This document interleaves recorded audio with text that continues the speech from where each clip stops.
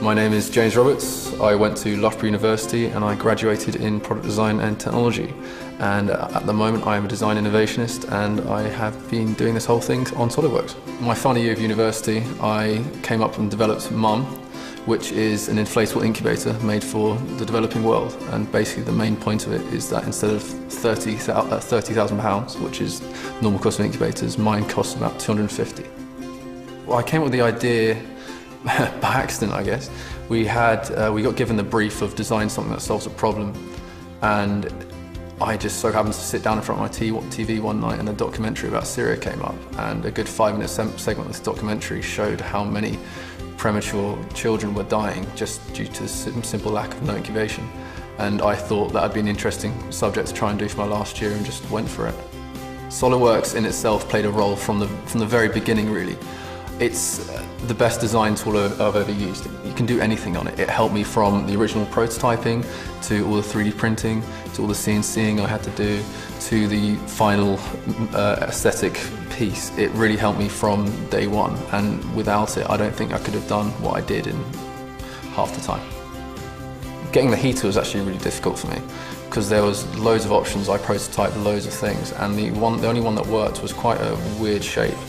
And I actually had to build around that in SolidWorks, and the only way I could do that was with SolidWorks. It was small and it needs to be efficient as well. This can run off a car battery for 24 hours. Nearly all of the incubator benefited from SolidWorks and CAD, from the volume actually containing the incubator in the outer shells to actually having to make sure that this could withstand a plane ride to Syria and maybe being dropped out of a plane from a care package. There are two parts where I think SolidWorks really helped me. One of them was for all the attachments for the functional model, which is more of the 3D printing parts, and without those I couldn't have actually tested if it actually works, if it actually works as an incubator. The second was when I was making the shells to actually contain the inflatable body. I had to make sure that the volume inside was large enough to hold the inflatable piece, and SolidWorks could tell me instantly if that would work. Someone from Dyson actually looked around my university at the degree show and said to me, could you please enter the award? We like this project, it could fit in with us really well. And I was like, wow, this is amazing, I'll definitely do that.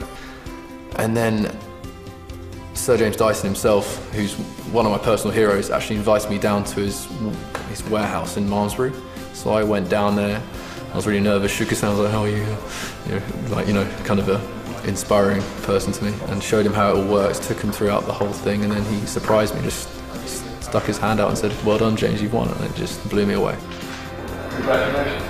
No. And having someone like James Dyson say this product could actually do something great is a huge achievement, and it's just given me so much credibility in the world.